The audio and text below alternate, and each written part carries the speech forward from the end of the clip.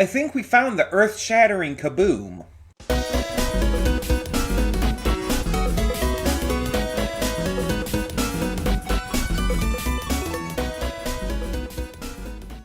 Before we get to today's video, I want to take a moment to talk about Patreon.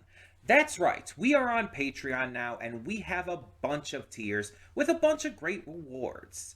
You can subscribe and get things like early access to all reactions, depending on your tier, depends on which reactions you get early access to. You can vote on polls exclusive to patrons that will help determine future reaction series and more.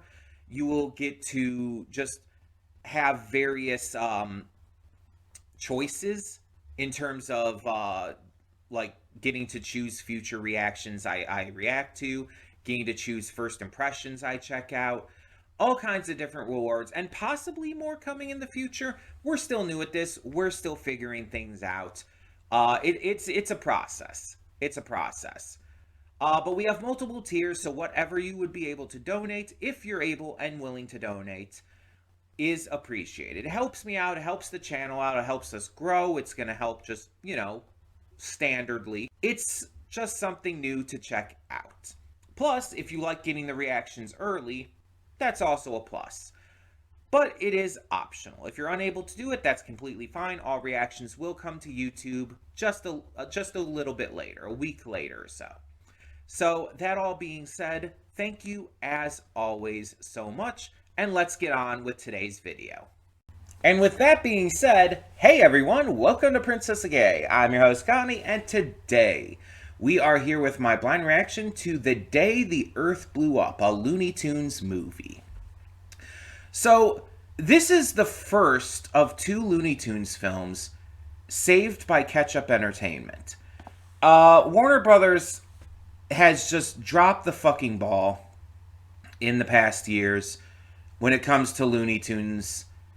And despite, you know, if we're being completely honest, Looney Tunes being their bread and butter, being literally the thing that put them on the map, they've been just fucking up massively.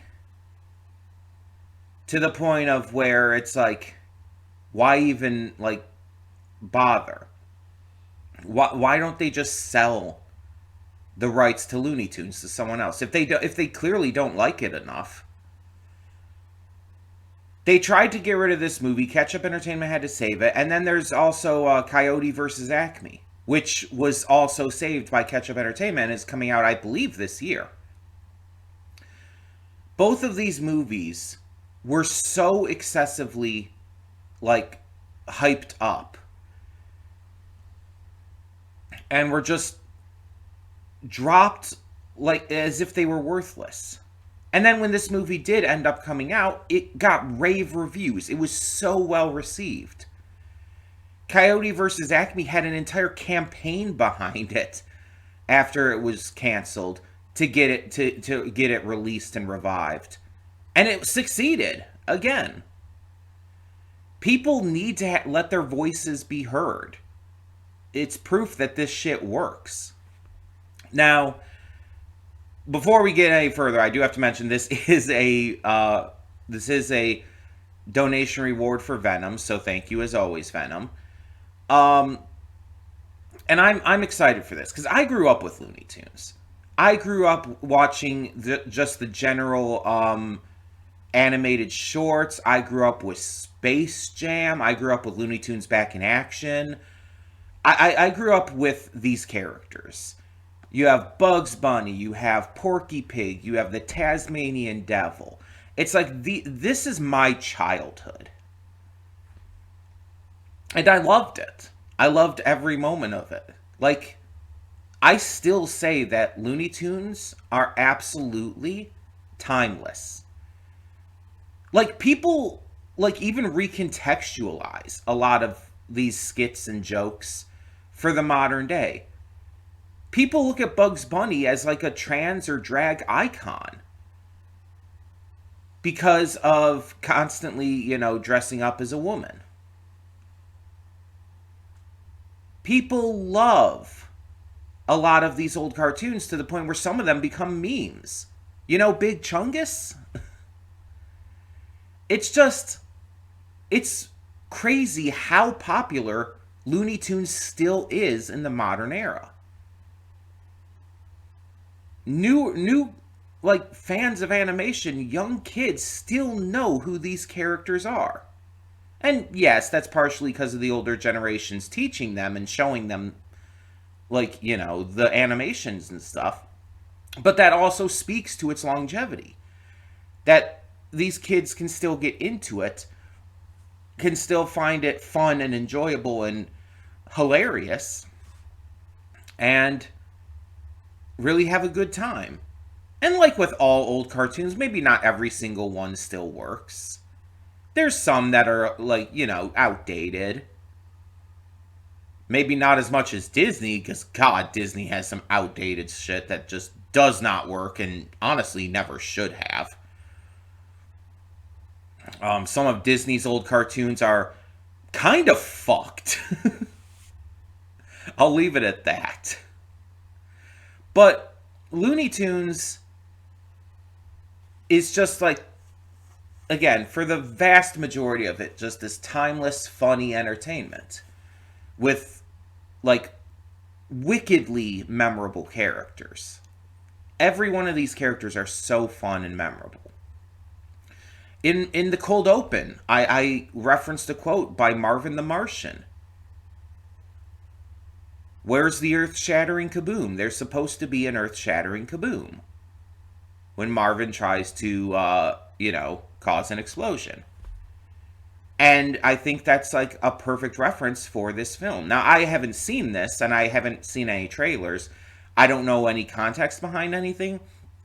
I do know it involves Daffy and Porky Pig and Petunia. All three of them are, like, I guess, the main characters of this. And the fact that the title is The Day the Earth Blew Up just reminds me of that quote from Marvin. I don't know if Marvin's in this or if he has anything to do with anything, but I'm excited to see. I'm excited to find out. I have no idea what other characters are in this. I literally only know of those three. Because, again, I haven't watched any trailers. Like, after this was saved by Ketchup Entertainment, I specifically avoided everything. Because I knew I would watch this at some point, whether on my own or for a reaction. And it was chosen as a reaction. So yeah, I'm very hyped for this. I'm very excited. Again, this is my childhood. This is the shit I grew up with. Like, and even going into the movie stuff, it's like I loved Space Jam. I loved Space Jam. I messed that up, but you have no idea how many times I watched Space Jam as a kid. Space Jam might be my most watched movie ever. Because I was fucking obsessed with it. Probably one of my earliest hyperfixations, if I'm being completely honest here. Like, genuinely. My grandmother had it on VHS, and I watched it literally every time I ever went over to her house. I have seen that movie, I mean, I would probably say well over 100 times. I've seen it many times as an adult. It means a lot to me. It is a very important movie to me. And it's not the best movie I've ever seen, but it means a lot to me personally. And, I mean, I personally love the sequel, too. I don't care what anyone says. I thought the sequel was good as well. In some ways better than the original, in some ways not as good. But I still thought it was great. And I loved Looney Tunes Back in Action with Brendan Fraser. Like, that was fantastic. That was really funny. I haven't watched that one anywhere near as much as Space Jam, but still absolutely loved it. And so I'm excited to see another movie like this. Now, this movie, to my knowledge, isn't like those other two. I believe this one is just animation. But Coyote vs. Acme is like an animation live-action combo, like the other two movies. So, I feel these are going to have different vibes to them because of that, which I'm all good for. I feel like that's completely fine. Um, I feel like this is going to be more classic Looney Tunes, and Coyote versus Acme will be more along the lines of, like, again, those other movies like Space Jam and um, Back in Action. But we'll see for sure. We'll see for sure, because definitely going to check that out when that one comes out as well. Either way, I think we should get into this. I think we should just watch this movie, enjoy this movie, and just be happy that it's able to be watched after all the bullshit that's gone down. So let's get into it and see how the Earth blows up. Hold up just a sec. Before you click that link down in the description below to get to today's video, I want to remind you of all the awesome content we have both on this channel and the Princess of Gaming channel. Let's check it out.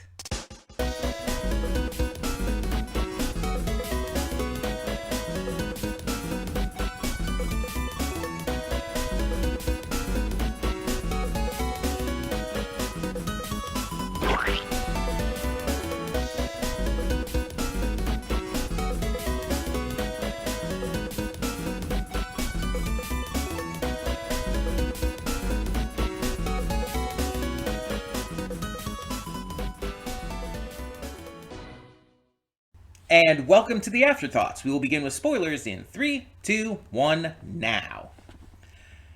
So, I want to start these Afterthoughts out by giving a big, hearty fuck you to Warner Brothers. Because the fact that they basically were throwing this away and it had to be saved by Ketchup Entertainment just proves that these big mega corporations that put profits ahead of creativity and customer satisfaction are ruining, like, just everything about the world.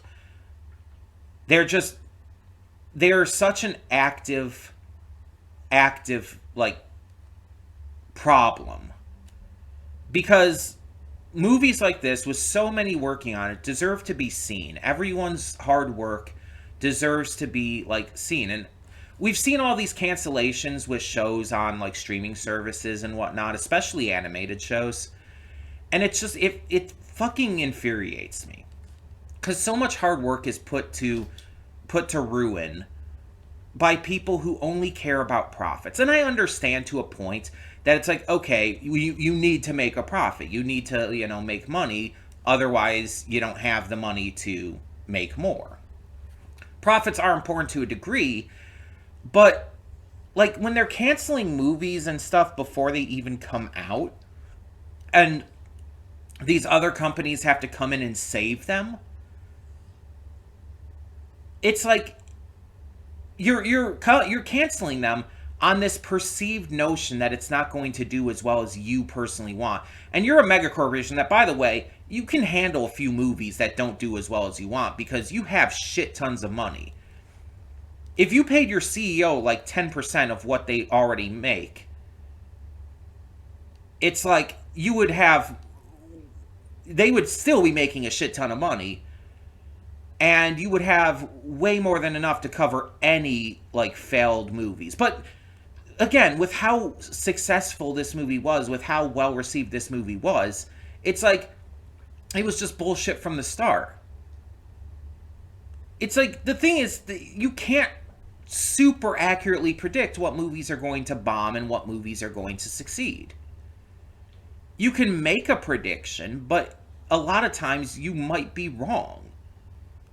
And a lot of times you might just not really understand what is going to work or not.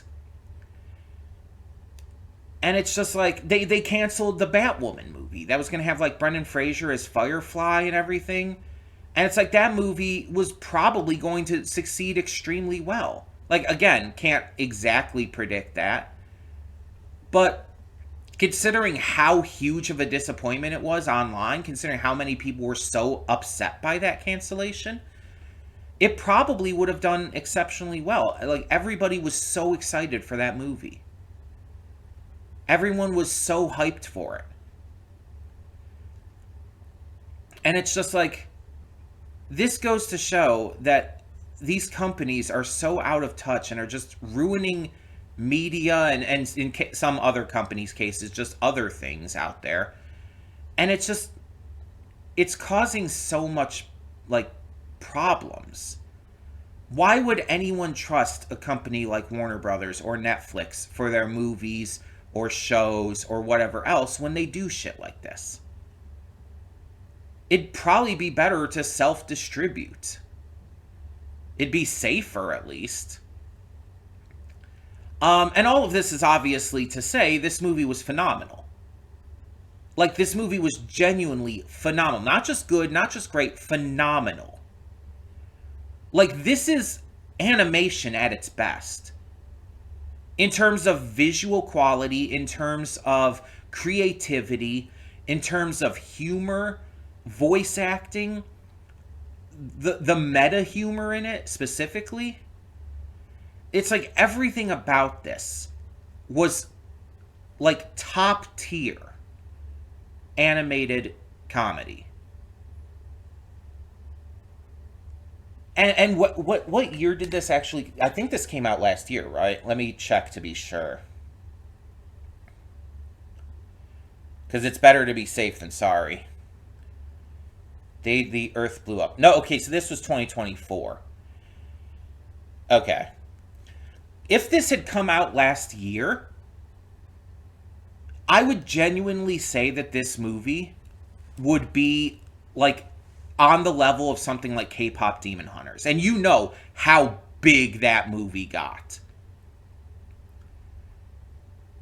And, like, if you've seen my reaction to that, which is on the channel if you haven't, you would know how much I fucking loved K-pop Demon Hunters. And how much I still love it.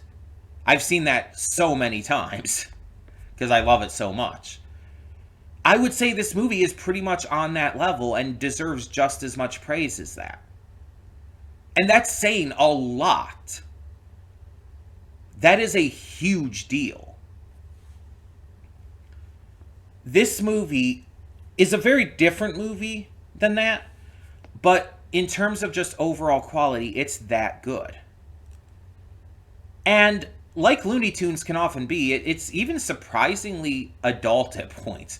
There's some moments where it's like, oh yeah, that's an adult joke.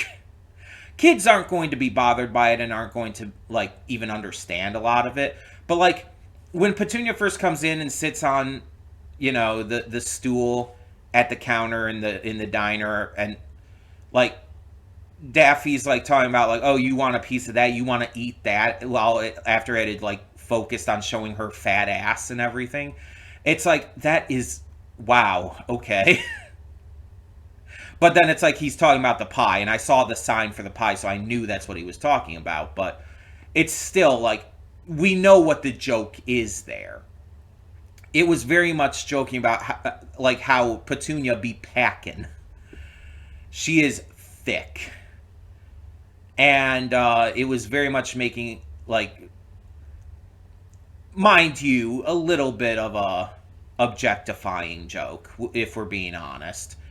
But to be fair, it wasn't even talking about her. It was literally talking about pie. It was basically our view of that, our interpretation of that led to us thinking that way. The joke, like, Daffy was never actually objectifying her. He never did, and I don't think ever would. It was literally just him talking about pie. Which, who doesn't love pie? You'd have to be some kind of crazy person to not like some kind of pie. I mean, unless the texture of pie is a turn off to, which I could see. It's kind of slimy and gooey. But the point is, it's our preconceived notions that lead us into thinking that. It's a joke that's specifically crafted to not actually do or say anything objectifying, but it's literally crafted specifically in a way to where it's because of our preconceived notions and thoughts that lead into that. and it kind of makes you have to almost do a double take on your own views. It's like, oh, am I the bad person here? Am I the one objectifying a little bit? You have to do a little self-reflection, like Daffy did. Um, Completely different form of self-reflection, but point still stands. Um, I like the twist that the invader was actually just a good guy who was trying to save the Earth the entire time. Could have led with that. Could have said something, but you have to have the twist in there, which was foreshadowed obviously way earlier in the movie. The Boba part was fun though, because it's like Boba's great, but it's like that's such a wild motivation at the same time. Um, it was just like a really fun movie. And Petunia was absolutely the star. I know like Porky and Daffy are kind of more of the main characters than Petunia. She's kind of like a tritagonist here. But I don't give a shit. Like, and I'm not just saying that because, oh, I have to support the girlies or anything like that. No, she absolutely was the star. Without her, the other two could never have done anything to save this. Her intelligence and nerdiness, as they keep pointing out, was literally the key factor to saving the day. Mind you, you could argue that all three of them were needed. Obviously, Daffy's looniness was needed in the end. Porky's kind of can-do attitude was needed. And Petunia's intelligence. All three of them were needed to some degree, but Petunia's intelligence was more of a key factor than everything else.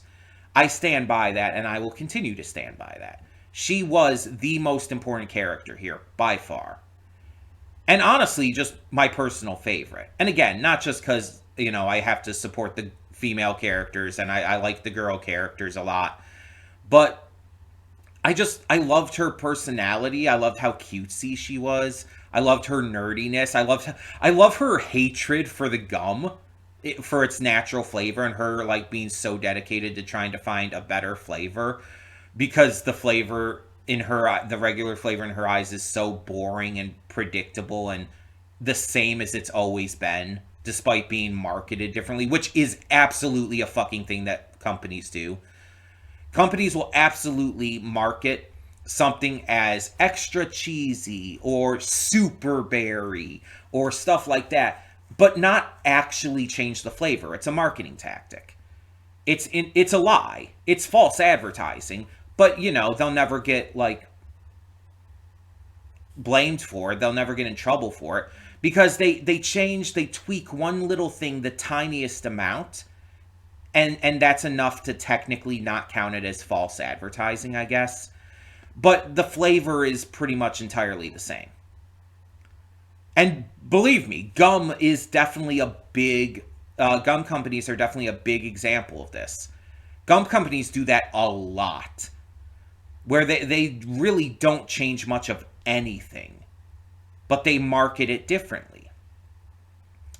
And it's just, it's crazy. Like, even other candy companies, like chocolate companies, will, like, do different things or add different things to their chocolate bars in order to make them notably different. Like, oh, they say this chocolate bar has pretzels in it. There will be pretzels in it. It'll be different. But like with gum and stuff like that, they really don't change it in any way. Any meaningful way, at least. So Petunia's completely correct about that. She has a right to be upset. I mean, especially when she's working for this company. And it seems like, I don't think it ever directly said, but it seems like her position is like research and development or something. From what we can tell. She seems to be kind of in charge of that entire area of stuff. But like I said, it never actually directly says.